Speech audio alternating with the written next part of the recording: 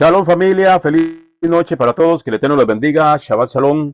Estamos ya en la celebración del Shabbat, este tiempo maravilloso que el Padre nos regala. Son 24 horas donde se abre un tiempo especial que el Eterno nos regala semana a semana para encontrarnos con Él y compartir así también su palabra. Así que yo espero que hayan tenido un inicio de Shabbat, una celebración en la mesa de Shabbat, muy bendecidos. Amén. Vamos a orar para entrar al tema, al estudio de la parashá que nos corresponde estudiar, la porción que nos corresponde estudiar esta semana, la porción número 5, que es la porción de Hayei Sarah. Amén. Oramos.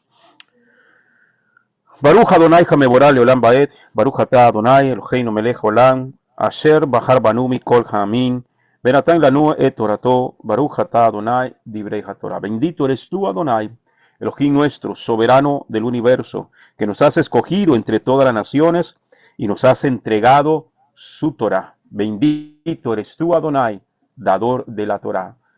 Padre, este tiempo lo ponemos en tus manos, que todo lo que hagamos, sea de hecho de palabra, lo hagamos para la honra y la gloria de tu nombre. Bendice a tu pueblo, a cada hombre y mujer, a cada hermano y hermana que está a esta hora conectados, Señor, y aquellos que nos escuchan también a través del YouTube, que sean altamente bendecidos, que tu palabra corra y sea glorificada, que tu palabra nos exhorte, nos consuele, nos edifique, que tu palabra traiga sanidad a todo cuerpo enfermo, que traiga gozo y alegría sobre todo aquel que esté angustiado, Padre, declarando victoria en esta noche. Padre, gracias por este tiempo de Shabbat. Bendícelo, Señor, en el nombre y por los méritos del Adón Yeshua HaMashiach. Amén y amén. Gloria a su nombre, amados y amadas, que el Eterno me los bendiga. Vamos a compartir el tema de esta noche.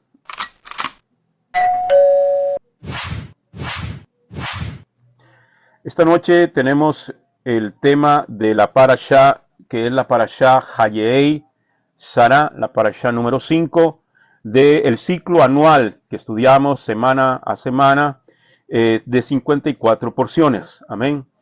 Esta parashá, Hayei Sarah, que significa la vida de Sara, se encuentra en Bereshit, libro del Génesis, capítulo 23, del versículo 1 hasta el capítulo 25, versículo 18. Amén.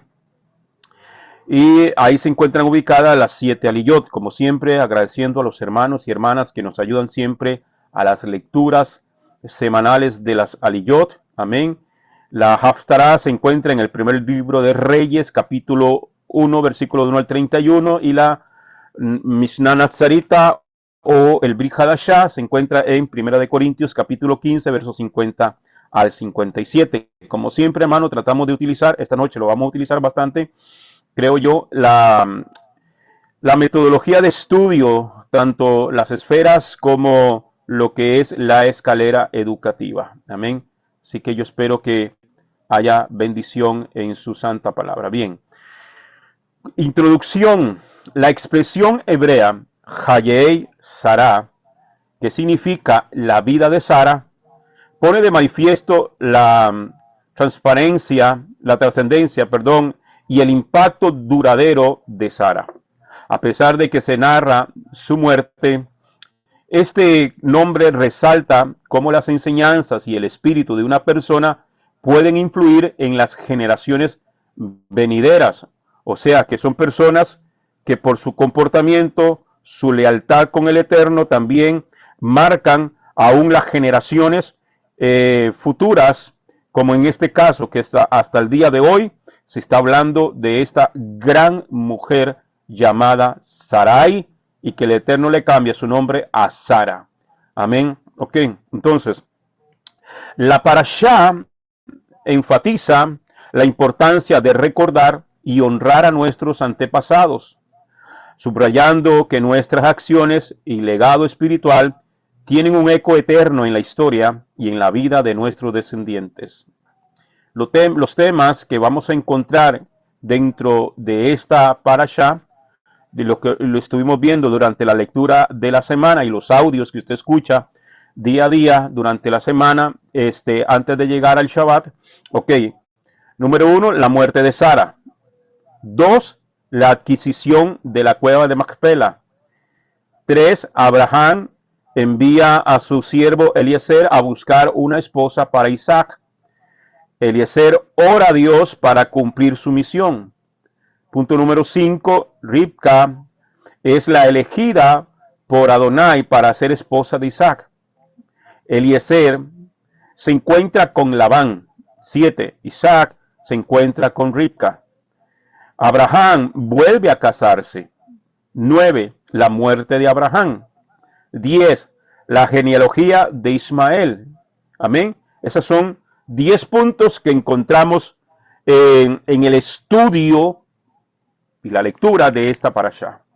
Estos 10 puntos son sumamente importantes. Ahora, podemos mirar cuántos temas hay para estudiar en esta parashá. Cada uno de estos temas, familia, cada uno de estos puntos nos llevaría una semana entera en cada punto de ellos para escudriñarlos y sacarle el máximo provecho. Amén. Entonces, pero esta noche quiero concentrarme, que nos concentremos en el capítulo 23 y vamos a tratar de entender el libro de Bereshit, el Génesis, de acuerdo a lo que la audiencia original está entendiendo. Siempre que nosotros estudiamos la palabra de Dios, tenemos que entender el concepto de que la Biblia fue escrita para nosotros, pero no a nosotros. O sea, nosotros no somos la audiencia original a la cual está llegando estos escritos. Por eso es que hay que entender, para poder comprender los textos bíblicos, hay que entenderlo desde la perspectiva, desde el pensamiento hebreo. Amén. Por eso es que hay que entenderlo, estudiarlo desde esa raíz, desde la raíz hebrea. ¿Ok? Entonces, recuerden que la Biblia es para nosotros, pero no fue dirigida a nosotros. Y por eso necesitamos comprender que la audiencia original percibía la narración de acuerdo a su contexto cultural y geográfico. Contexto cultural y geográfico. Y nosotros debemos de tratar de entenderlo de esta forma también. ¿Cuál ha sido uno de los problemas dentro del sistema religioso? Es que queremos aplicar la Biblia desde nuestra perspectiva latina, en este caso, desde el punto de vista occidental y no desde el punto de vista de la época, de la cultura y desde la geografía y el contexto cultural donde se vivía en aquel momento. Si no lo entendemos así, es donde vamos a ocurrir o donde vamos a caer en falsas interpretaciones. Y una falsa interpretación o una mala interpretación va a acarrear que caigamos en falsas doctrinas. ¿Ok? En eso hay que tener cuidado. Entonces, debemos hacer una pregunta. Voy a basarme en 2 puntos en este estudio, entre hoy y mañana. Hoy hasta donde el tiempo nos alcance. ¿Ok? Entonces, ¿cuáles 2 puntos voy a tomar como referencia? La muerte de Sara y la adquisición de la cueva de Macpela. Esos 2 puntos son importantísimos para poder entender el resto. Y vamos a comprender mucho. Voy a tratar de que entre hoy y mañana podamos alcanzar ver la importancia de estos puntos. ¿Ok? Entonces, debemos hacer una pregunta. ¿Cuál es el tema principal de esta parashá? ¿Cuál es el tema principal? La parashá, ¿cómo se llama? Hayei Sarah, la vida de Sara. ¿Ok? Pero hay otro tema importante. Entonces, ¿cuál de estos 2 temas son importantes? La muerte de Sara y el otro es la compra de una propiedad por parte de Abraham. ¿Cuál es el más importante aquí? ¿Ok? Entonces, para la audiencia original, ¿cuál será el tema principal? ¿La muerte de Sara o la compra de una herencia? Recordemos que Moisés, que es el que está narrando esta historia, se está dirigiendo a quién. ¿Cuál era la audiencia que está recibiendo esta lectura, esta narración? Israel, ¿ok? Israel. Entonces tenemos que ponernos bajo la perspectiva de Israel, bajo el entendimiento de Israel en la época. En este estudio vamos a descubrir ¿Qué es más importante, la muerte de Sara o la compra de una herencia? Y para poder descubrir y resolver esta pregunta y entender el mensaje que está entendiendo la audiencia original, en el capítulo 23 vamos a usar la metodología de estudio y la escalera educativa. Entonces, aquí vamos a usar lo que es convenios, lo que es orden y caos, y la escalera educativa. Vamos a ver lo que es arqueología bíblica, contexto cultural, básicamente, amén, y contexto del capítulo, amén. Eso va básicamente contexto geográfico, contexto cultural.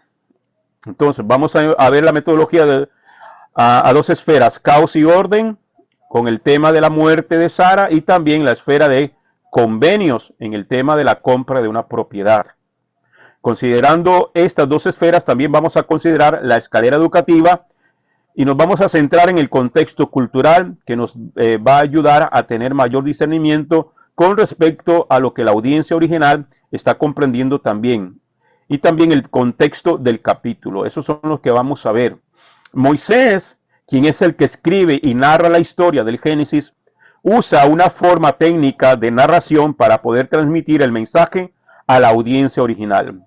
Como maestro y estudiantes de la Torá, debemos ser sinceros con el texto y vamos a tratar de entender lo que literalmente dice el texto y qué es lo que la narración nos dice con respecto a cuál es el tema principal. Siempre que se estudia un mensaje o se da una predicación, hemos cometido el error de siempre tratar de darle una aplicación espiritual. Amén. Cuando nosotros seguimos, por ejemplo, que eso lo vamos a ver en formación ministerial, lo que es los 4 niveles de interpretación bíblica, el pesá, que es el primer nivel, que es el literal, ¿ok? Entonces tenemos que entenderlo primero de esa manera, para luego llegar hasta el nivel número 4, que es el nivel Sot, y poderle dar una aplicación espiritual a nuestras vidas. Entonces, seguimos. ¿Cuál es el objetivo por el cual el narrador da tanta información importante para la audiencia original? Y eso es lo que tenemos que tener en mente nosotros. Recuerden que la Biblia es para nosotros, pero no fue dirigida a nosotros. Esa es una frase del escritor John Walton, que hoy lo vamos a usar en sus comentarios. Él dice, la Biblia fue escrita para nosotros, sí, pero no fue dirigida a nosotros. Vamos al texto. Génesis capítulo 23, versículos del 1 al 4. Los años de vida de Sara fueron 127 años. 127 años. Y murió Sara en Kiriat Arba. Kiriat Arba, que es Hebrón, en tierra de Canaán. Y acudió Abraham para hacer duelo por Sara y llorar por ella. Versículo 3. Y se levantó Abraham de junto a su difunta y habló a los hijos de Het: extranjero y peregrino soy entre vosotros, dadme propiedad de sepultura entre vosotros para trasladar y sepultar a mi difunta. ¿Ok? Entonces aquí vemos cómo inicia la muerte de Sara. Es el primer tema que vamos a ver. Vemos que el capítulo comienza hablando de la muerte de Sara. No está diciendo que Sara tenía 127 años. O sea, que había sobrepasado. Nos está diciendo que Sara había vivido 127 años. 127 años. O sea, que había sobrepasado la plenitud de la vida de acuerdo a lo que nos dice la Biblia que era para un hebreo ideal. Amén. O sea, la Biblia dice que la vida del hombre serán entre 70 y 80 años, entre los más robustos. Sara vivió 127 años.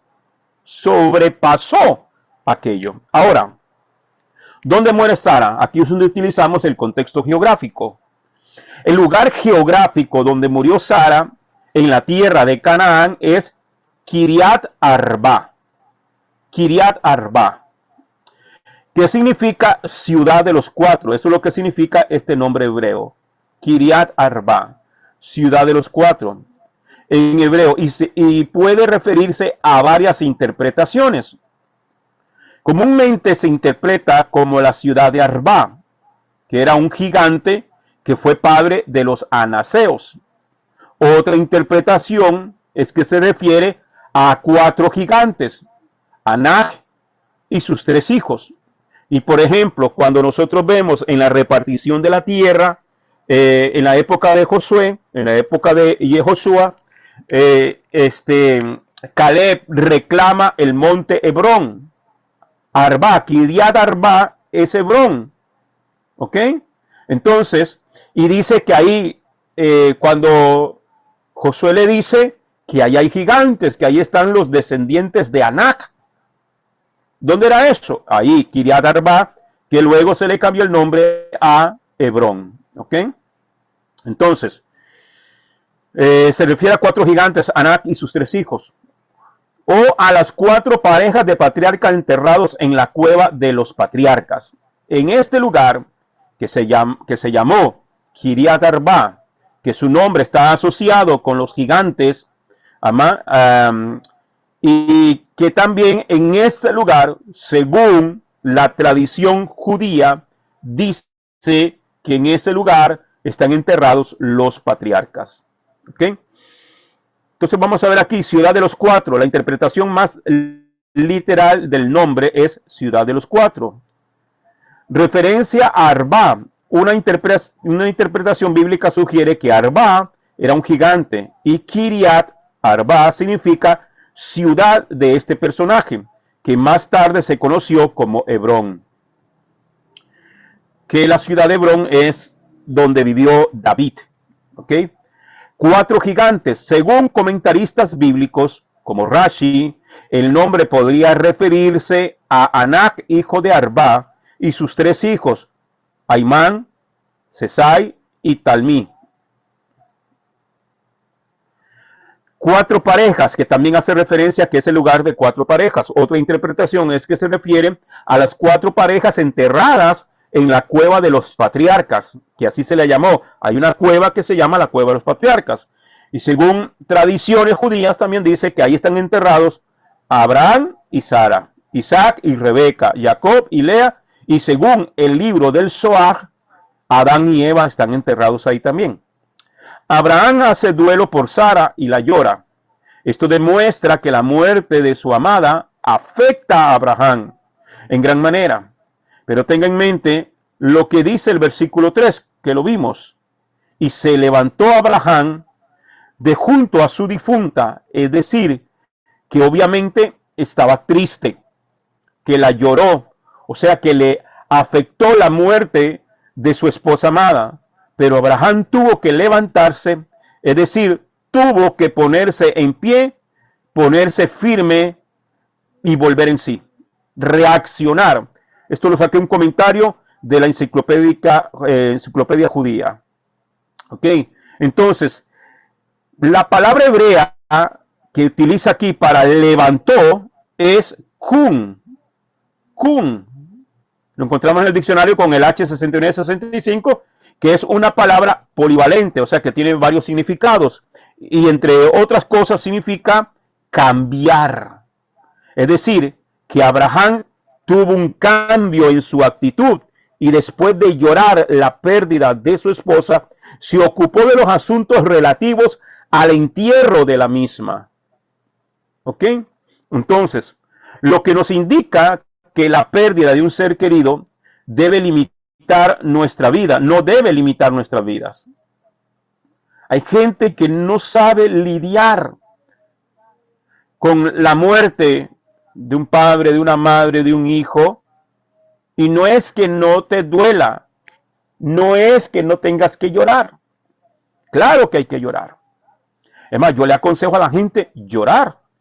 Yo les he contado en otras ocasiones que a mí me tocó ir a dar un servicio, un sepelio de una hermana que antes de morir Cuando eso yo trabajaba en la radio y ella me contactó, me invitaron a ir a su casa por medio de una familia de ellos y me invitaron a una cena, fui a cenar con ellos y en medio de la cena, casi cuando estamos terminando, la señora me dice, yo voy a morir. Yo me le quedo viendo y me dice, ya yo sé que yo voy a morir. Le digo, bueno, sí, todos vamos a morir. No, dice, yo tengo ya mi fecha de muerte. ¿Cómo así? Sí, dice, yo tengo una enfermedad y ya los doctores dijeron que voy a morir. Yo ya tengo preparado todo, tengo preparado mi ataúd, tengo preparado la capilla de velación, tengo preparado el campo en el cementerio donde me van a ir a enterrar, todo lo tengo listo y solo me faltaba una cosa que yo le estaba orando a Dios. Le digo yo, ¿y qué te falta? ¿Y qué te falta? Me dice, el predicador que va a ir a predicar a mi sepelio.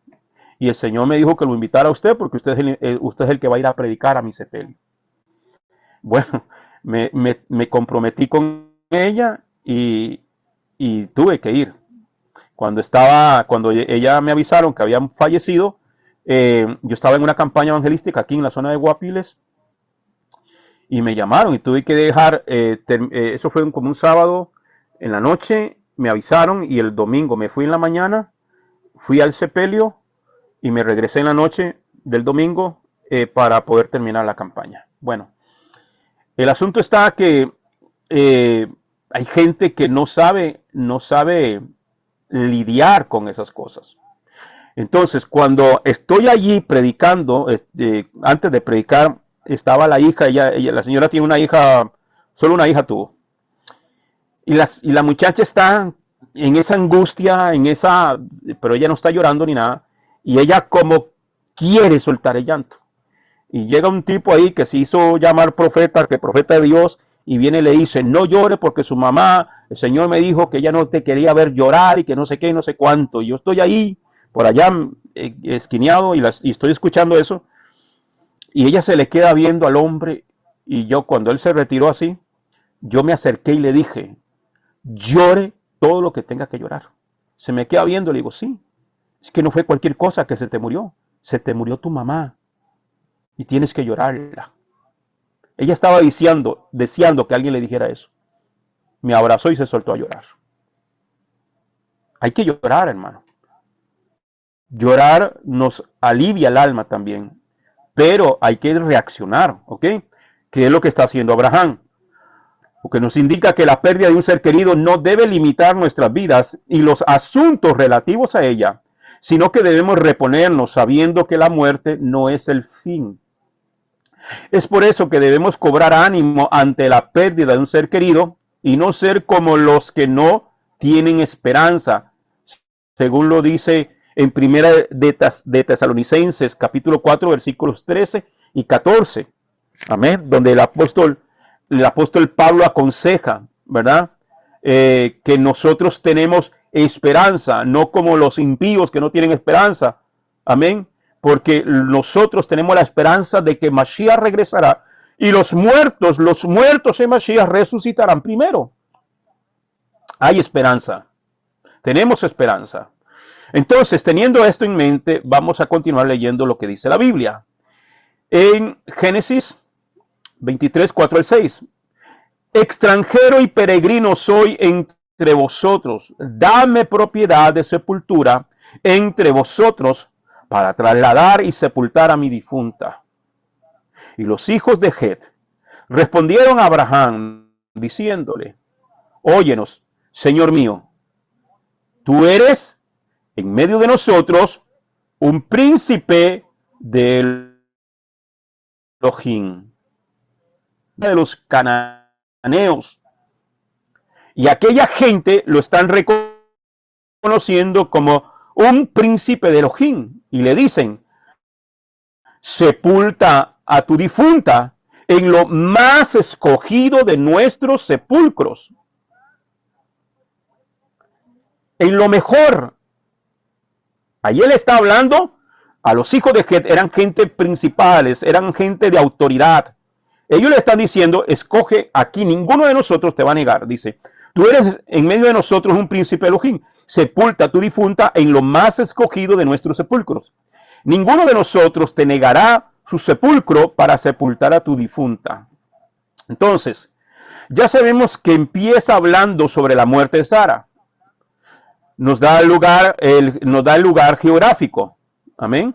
Y nos dice eso también que le afectó a Abraham. Y no solo eso, sino que también Abraham tuvo que ponerse en pie, levantarse. Amén. Y vimos que esto es un cambio de actitud en una reacción en medio del dolor. Reaccionar en medio del dolor. Bendito sea el Padre. Amén. Entonces, Abraham dice, soy extranjero y peregrino entre vosotros, y dame propiedad para sepultura entre vosotros. ¿Por qué Abraham necesita una sepultura? Amén. Entonces vamos a ver el contexto cultural. Propiedad para lugar de sepultura, según lo vimos ahí en Génesis 23, del 4. Las negociaciones aquí no tienen que ver con los derechos de cavar un hoyo y marcar una tumba. Las prácticas funerarias contemporáneas favorecían las tumbas excavadas en la roca o en cuevas, que estaban destinadas a acomodar el clan a través de generaciones.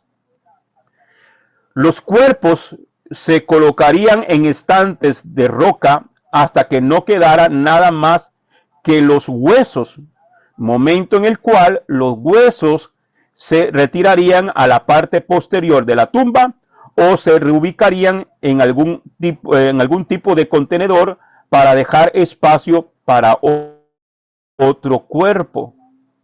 Entonces, más o menos, ¿qué es lo que se practica hoy en día en los cementerios?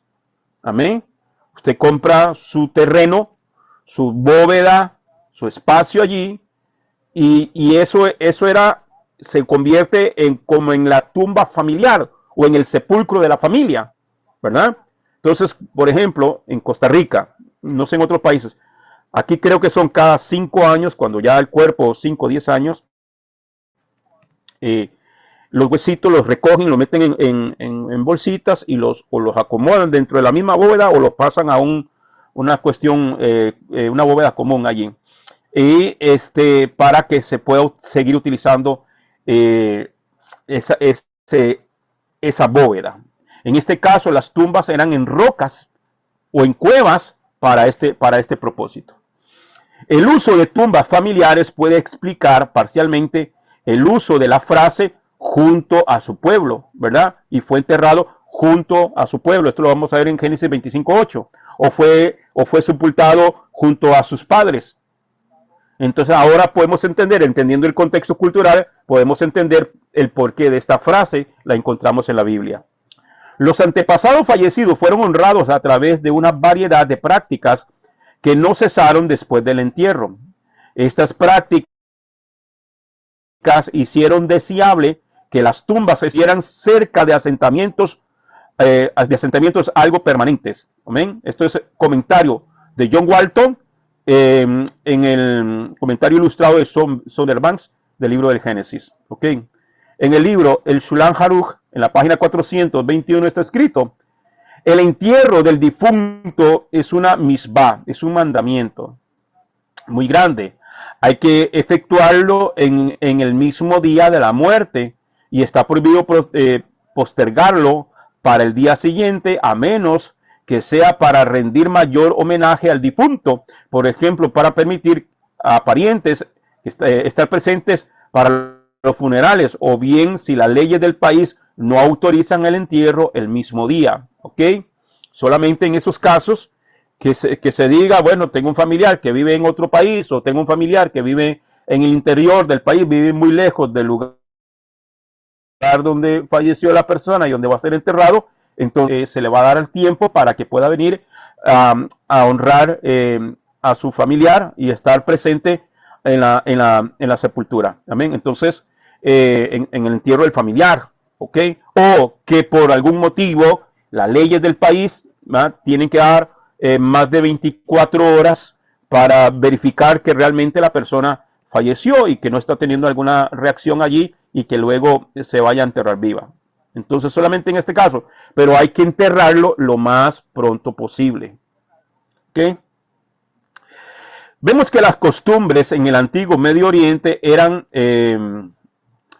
que cuando una persona falleciera se le diera sepultura. Algo que Abraham está por hacer, darle sepultura a su esposa.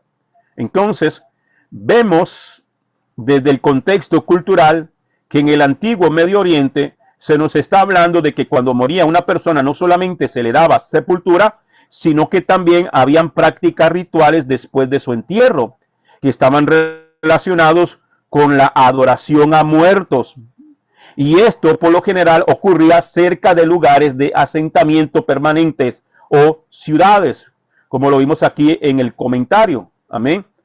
Entonces, que lo querían hacer o que estaban las tumbas, por lo general, estas prácticas hicieron deseable que las tumbas estuvieran cerca de asentamientos, algo permanente, ¿ya? Entonces, como suele pasar hoy, ¿verdad? Nada más que en el contexto cultural de lo que estamos viendo, esta gente lo hacían porque después de enterrar a la persona, se seguían una serie de rituales idolátricos hacia el muerto. Entonces,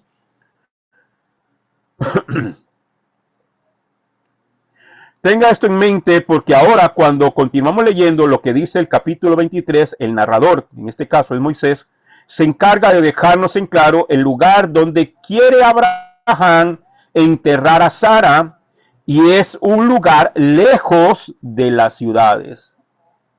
Entonces, mire qué importante, amados, lo que es entender y estudiar el contexto cultural. Yo me pasé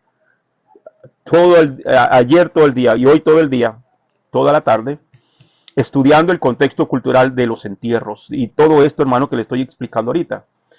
Porque es importante. Ahora entiendo, porque uno se hace la pregunta, ¿por qué Abraham, si le están ofreciendo lo mejor de la sepultura de aquellos hombres importantes, él dice, no, yo quiero, vamos a leerlo, versículo 6, Génesis 23, 6, óyenos, Señor mío, tú eres en medio de nosotros un príncipe de Elohim, sepulta a tu difunta en lo más escogido de nuestros sepulcros.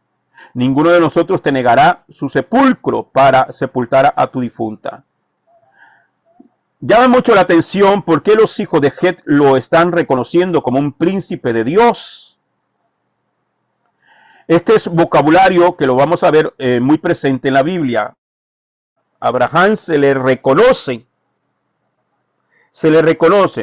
por unas personas que no tienen nada que ver con el Dios de Israel, que no tienen nada que ver con el Dios de Abraham, pero ellos lo reconocen como un príncipe de Elohim. ¿Ok? Entonces, en el comentario de Logos, el término príncipe de Dios aparece en el Antiguo Testamento y se refiere a una persona de alto rango o autoridad, generalmente seleccionada por la designación divina. Entonces, esto era un vocabulario de la gente de esta cultura, reconociendo, amén, cuando alguien era escogido o tenía autoridad de parte de los dioses o de alguna divinidad. ¿Ok? En Génesis, en el capítulo 23:6, Abraham es llamado un príncipe de Dios, lo que puede interpretarse como un gran príncipe o un representante de Dios. En el contexto bíblico, el término príncipe en hebreo es zar.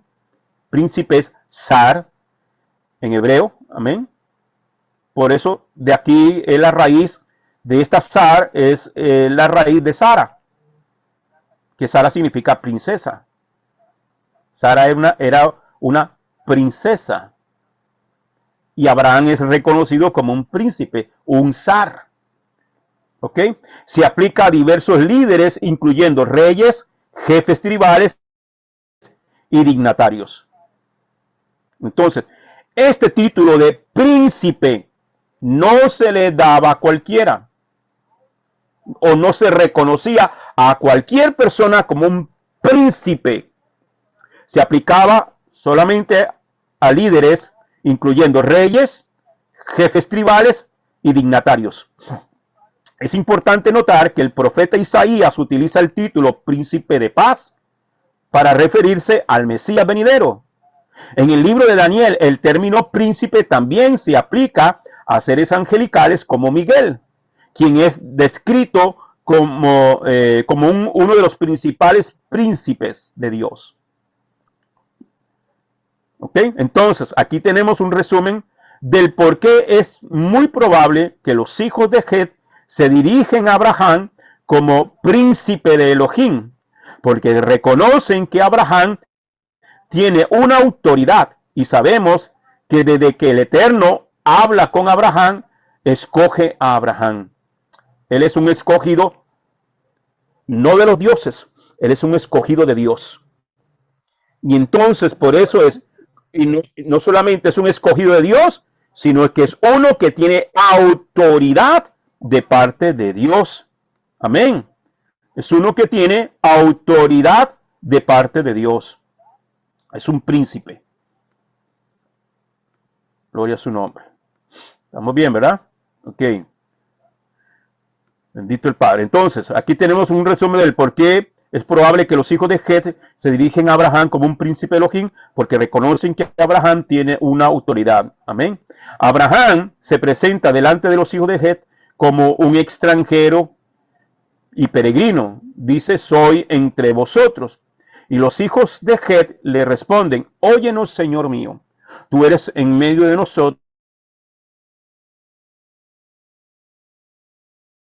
un príncipe de Elohim. O sea, eres una persona y forastero entre nosotros, eres una persona de autoridad. Y este término autoridad, como recién leíamos en el comentario, se usa en los reyes de Israel, en los jefes tribales, en los príncipes de cada tribu. O sea, son personas de autoridad. El hecho de decir príncipe es porque Dios es el rey. No le están llamando un rey entre nosotros. Tú eres un rey entre nosotros. No, le están llamando, tú eres un príncipe. Amén. Y el título príncipe, como lo vemos en el libro del profeta Isaías, se está refiriendo a que Dios es el rey.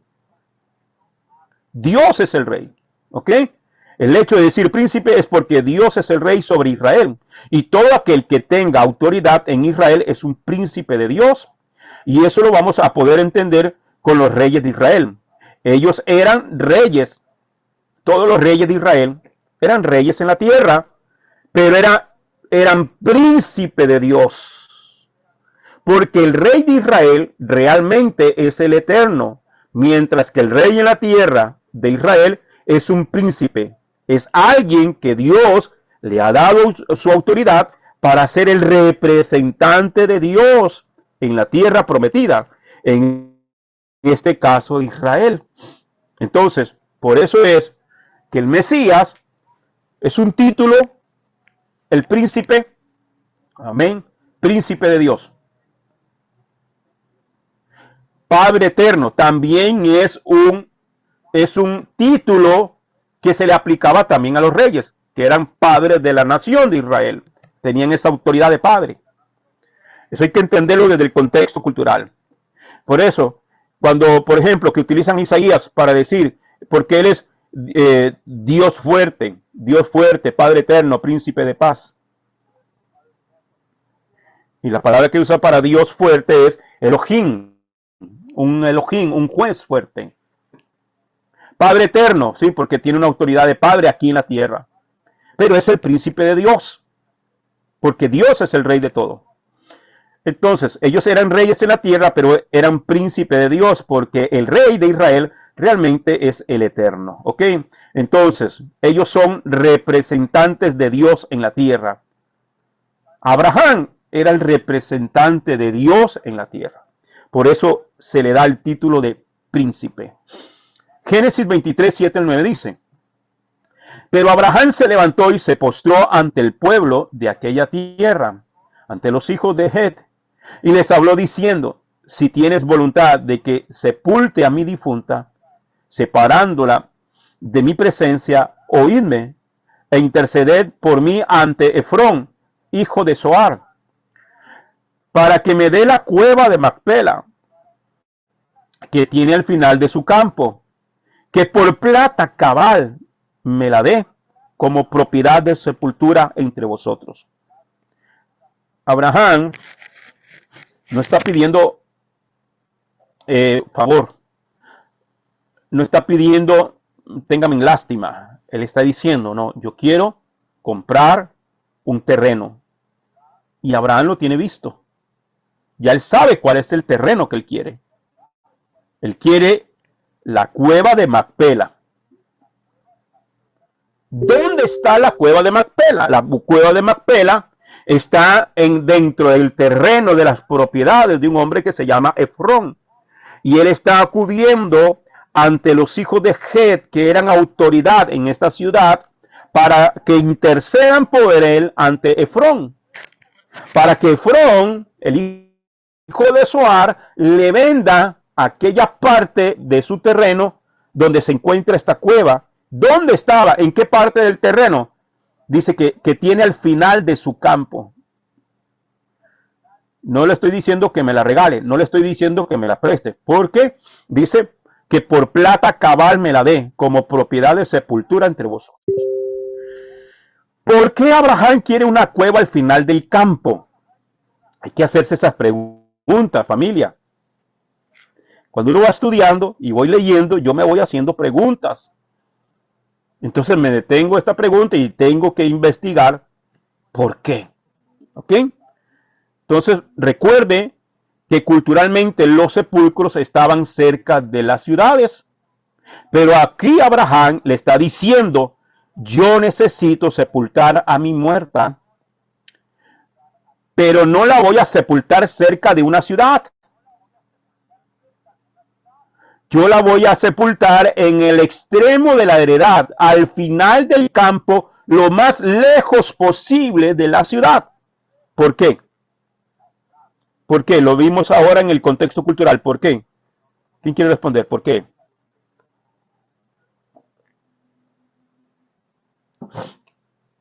Recordemos que tenemos que entender la Biblia desde la perspectiva hebrea, desde el contexto cultural, ¿ok? Del momento.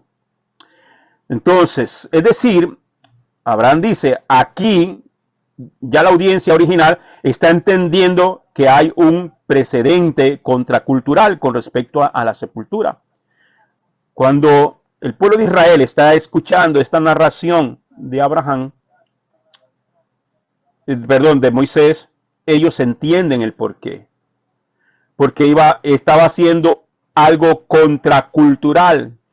No se estaba adaptando a la cultura de los hititas, no se estaba adaptando o asimilando a la cultura de los cananeos. Porque de acuerdo a la perspectiva bíblica, la sepultura no es igual a lo que se conoce en el mundo antiguo, que era cerca de las ciudades y había que hacer culto ritual a los muertos. Mientras que aquí vemos que Abraham dice, deme en el lugar más lejos de la ciudad, el más lejano, en el extremo más lejano de la propiedad de Efrón, allá al final. Yo no voy a enterrar a mi difunta, a mi amada esposa, en un lugar de idolatría. Yo no voy a enterrar a Sara, la princesa de Dios, no la voy a enterrar en un lugar que ha servido para la idolatría y el paganismo de estas ciudades. Ahora entendemos por qué razón es que Abraham dice, yo quiero la cueva, pero allá al final.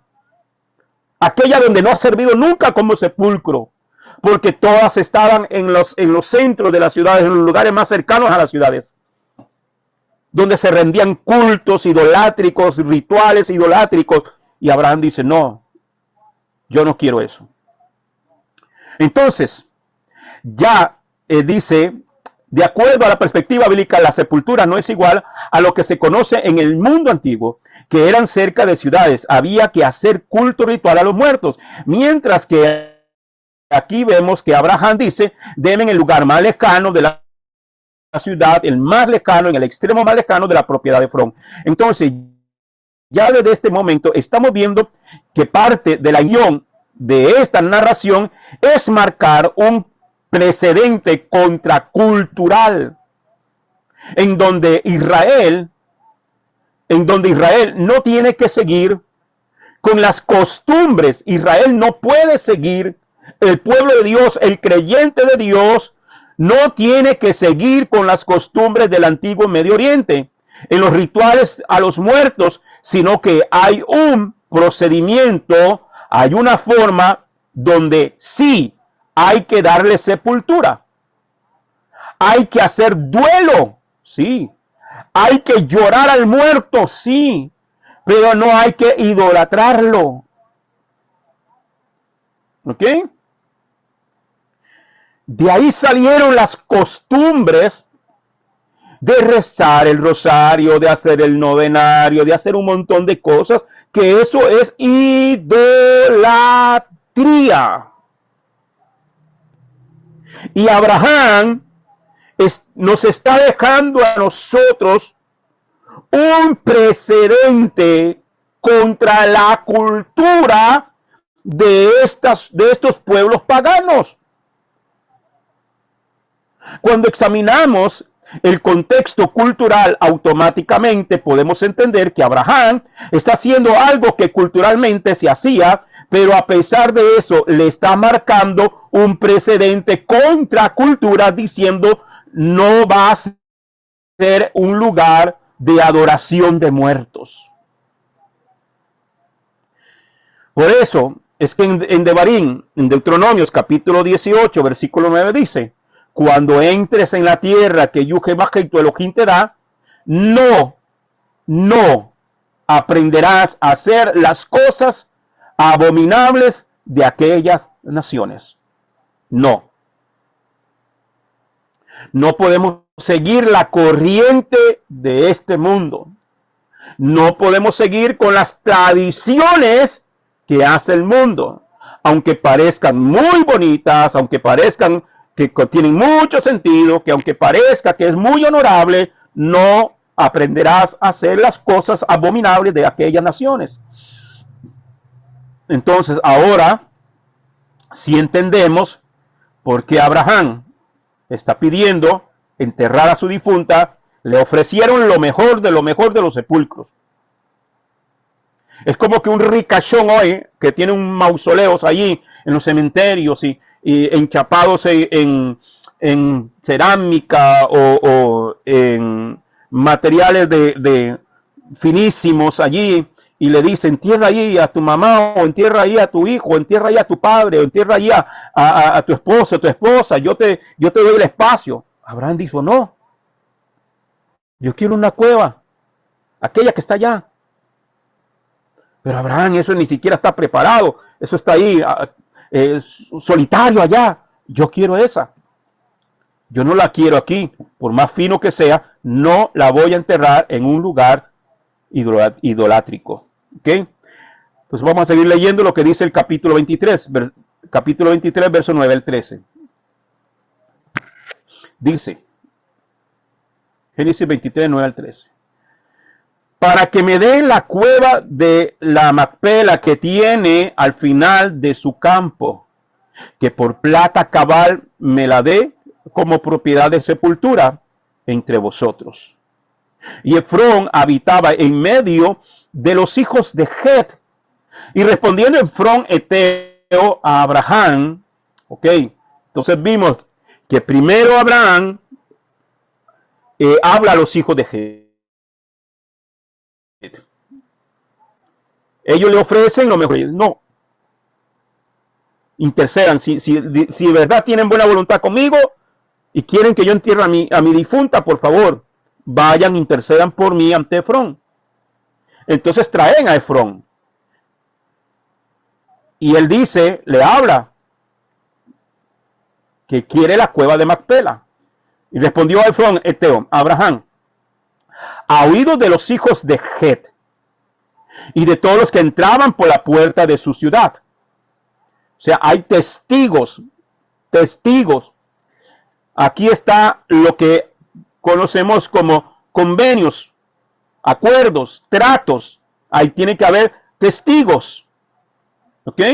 Entonces, dice, y respondió Efrón Eteo a Abraham a oídos de los hijos de Het y de todos los que entraban por la puerta de su ciudad. Dijo: no, señor mío, óyeme, el campo y la cueva que está en ella, te la doy en presencia de los hijos de mi pueblo.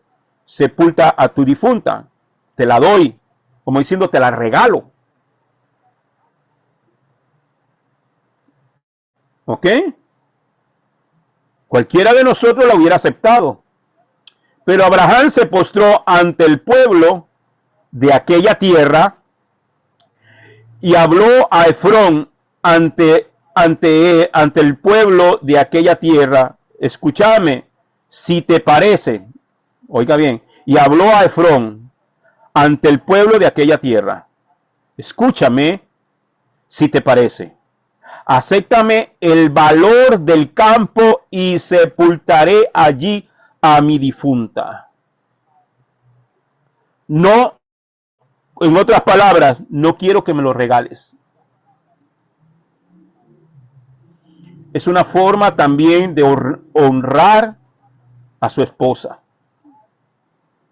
Es una forma también de honrar a su esposa. Yo voy a pagar el precio. Quiero darle a mi esposa, aunque ella esté muerta, quiero honrarla hasta en su muerte. Entonces, vamos a ver. Estudiando el contexto cultural del antiguo Medio Oriente, podemos entender por qué Abraham quiere comprar solamente la cueva de Macpela al final del campo. Entonces, ya vimos una primera parte que tenía que ver con la cuestión idolátrica de aquellas ciudades, de aquella región, ¿ok? Pero hay algo más. ¿Por qué Abraham quiere solo la cueva al final del campo? Porque en el antiguo Medio Oriente, cuando alguien compraba una heredad completa o compraba un territorio completo, y no solamente un pedacito de tierra allí, tenía que darle tributo al rey. Si Abraham le compraba toda la finca, podríamos decir, a este hombre Efrón, él tendría que darle tributo al rey de esa tierra. Entonces,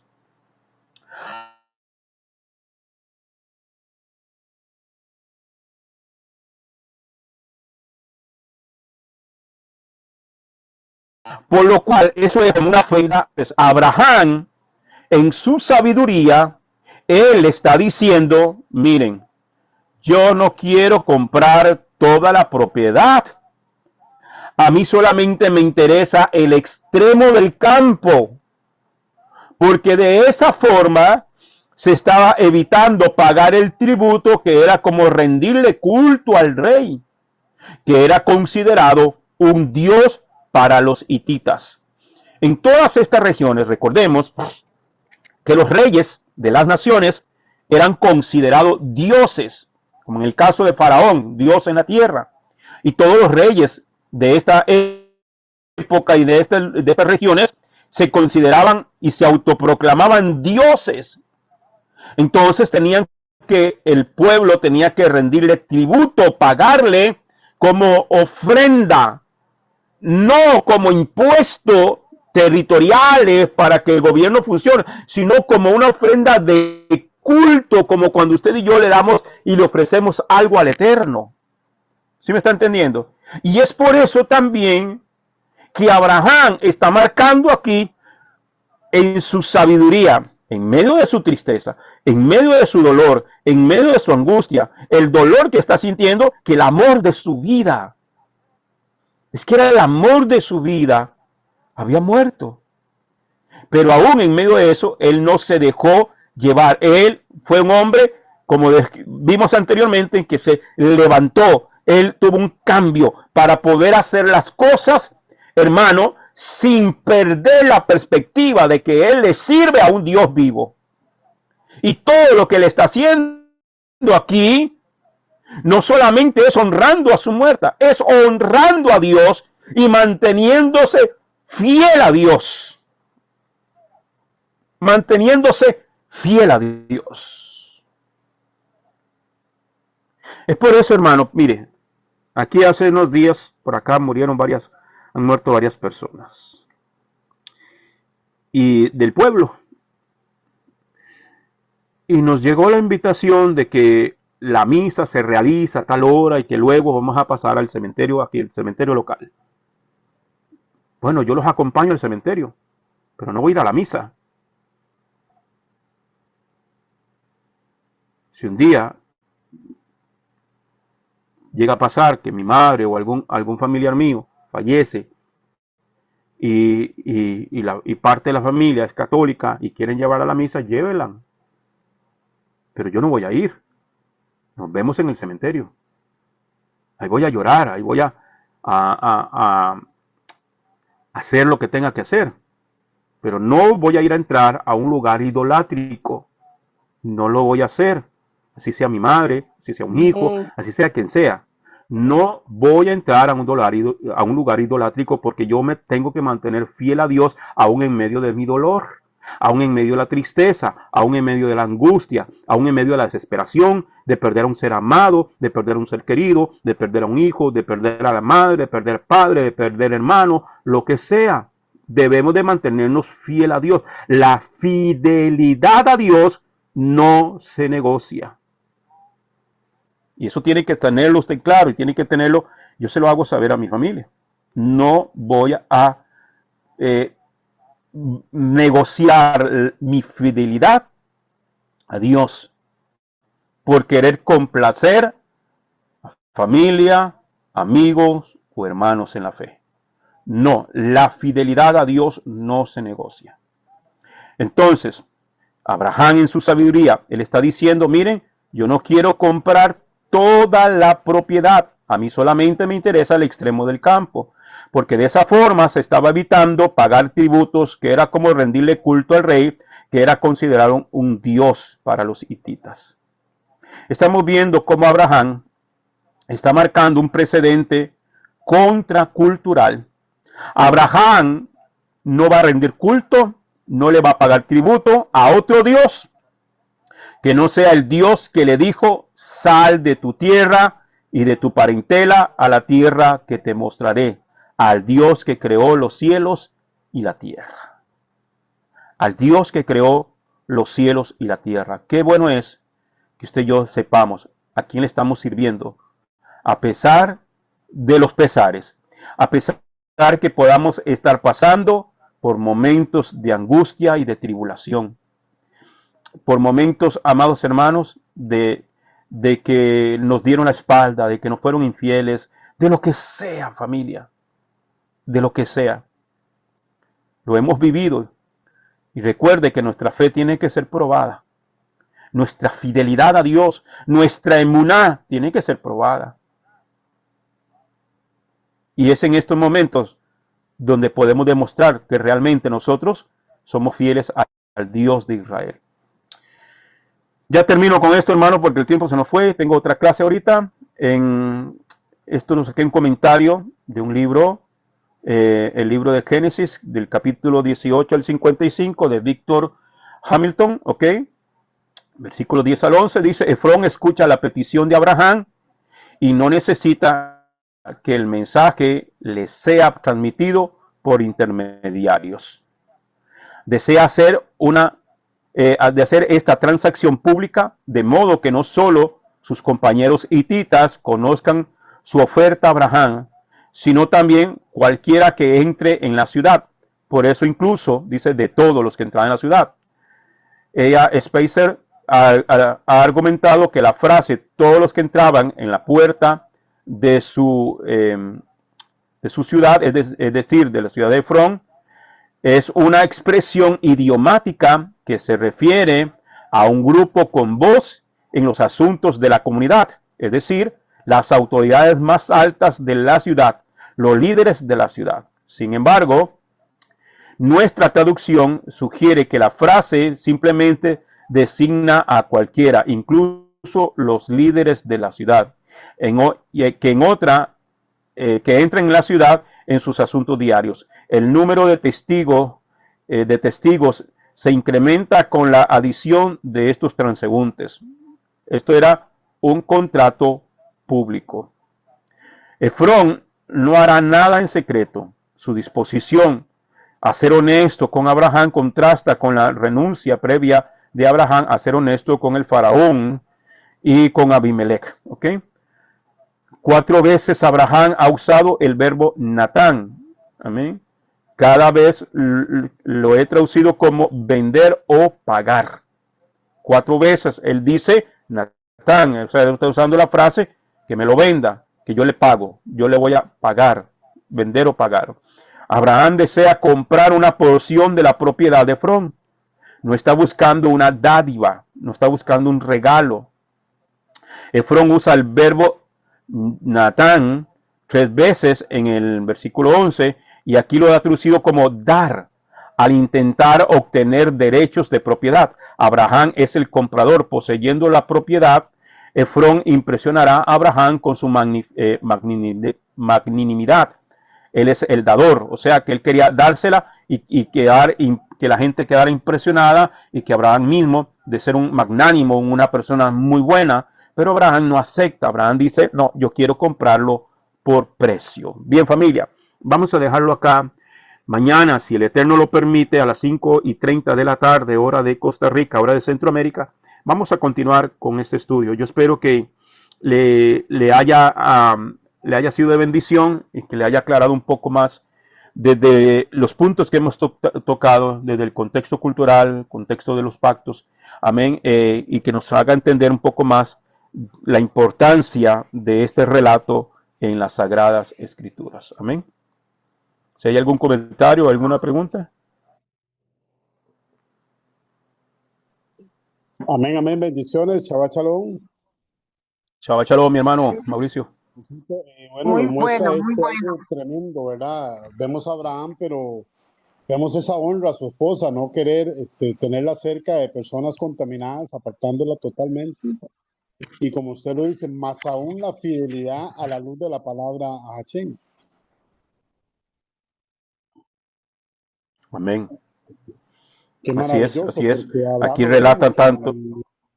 y cualquiera se iría por esa oferta. De, mira, yo tengo acá un nichito, un chapadito en cerámica, porcelana y la tierrita mejor no, de ahí sí está Sí. bien, me está haciendo un favor, no, no, qué bonito.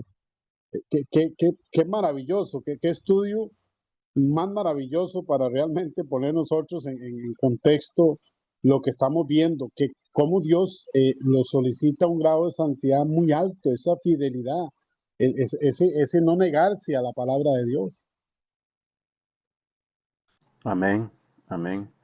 Es importante, hermano, cuando vemos esto, sí, se nos aclara mucho más el sentido de la fidelidad con Dios, nuestra fidelidad con Dios.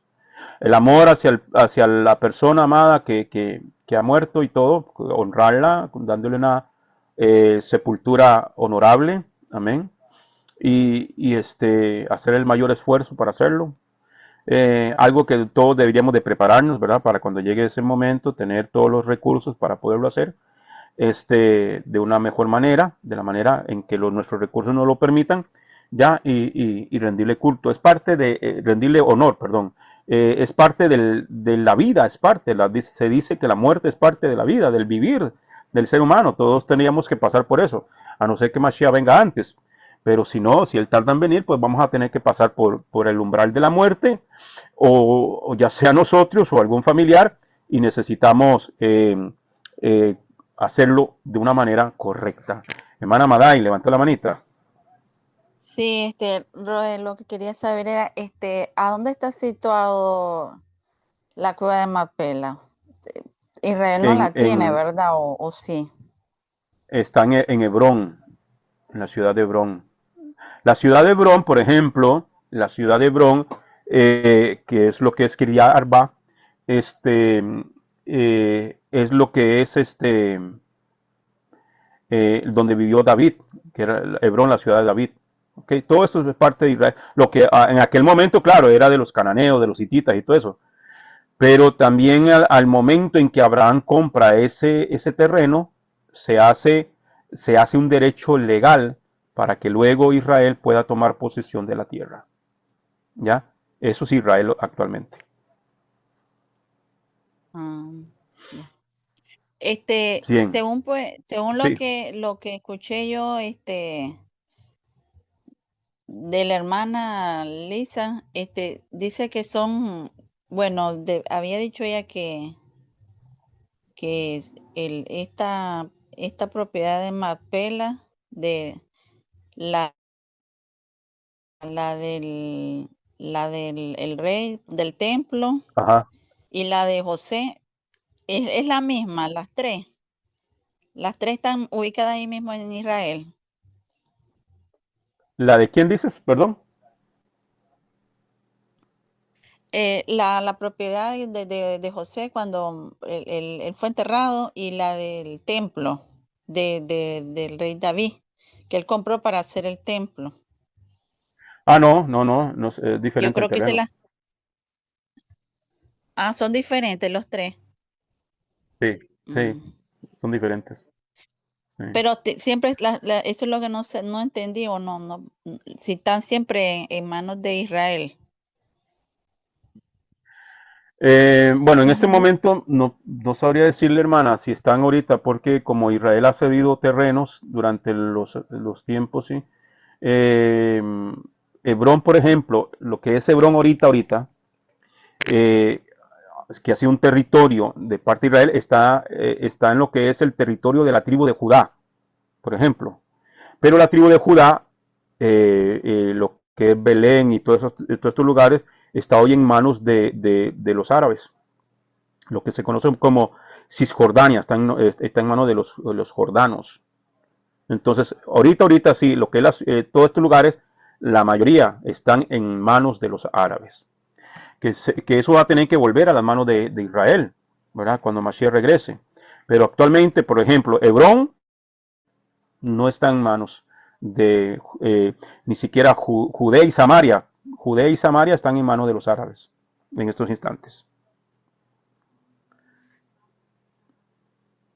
Por ejemplo, allí Ok. cuando se habla de visitar las tumbas de Abraham y eso, hay que sacar un permiso con los árabes para poder visitar esos lugares. Y entonces, por ejemplo, el gobierno de Israel no recomienda visitar esos lugares, porque ellos no pueden protegerlos. Ya. Ahorita no están en manos de Israel. Solo Mapela, Es que están en solo el la mismo, cueva de Mapela. no, están en el mismo lugar, Ah, porque Abraham fue enterrado en la misma cueva. Por eso le dije ahí al principio, que se cree que ahí están enterrados Abraham y Sara, Jacob y Lea, y Adán y Eva, se dicen, ya, ¿verdad? Daniel. Ujú. Ujú. Está bien. Bien, familia. Gracias, Roy. Es- Me- Amén, con mucho gusto, hermanita. Vamos a orar entonces para dar gracias al Padre. Mañana los espero con la ayuda del Eterno. Amén. Y gracias a todos por habernos acompañado en esta noche. Vamos a orar. Gloria a su nombre. Baruch Adonai Jaime Borali Olam Baed. Baruch Ata Adonai Eloheinu Melech Olam Asher Natan Lanu et Torato Torah Emet. Behaye Olam Nata Betujeno. Baruch Ata Adonai Dibreja Torah. Bendito eres tú, Adonai, Elohim nuestro, soberano del universo, que nos has entregado su Torah, una Torah de verdad, y que ha implantado en nuestro interior la vida eterna. Bendito eres tú, Adonai, dador de la Torah. Gracias, Padre, que lo que resta de este Shabbat podamos ser muy bendecidos todos y cada uno, Padre. Bendice, Padre amado, a cada hermano y a cada hermana. Gracias, eterno Rey, en el nombre y por los méritos del Adón, Yeshua HaMashiach. Amén y amén. Shabbat Amén. Shalom, familia. Feliz noche para Shabbat todos. shalom. Shabbat shalom, bendiciones. Muy bueno. Shabbat shalom. Amén.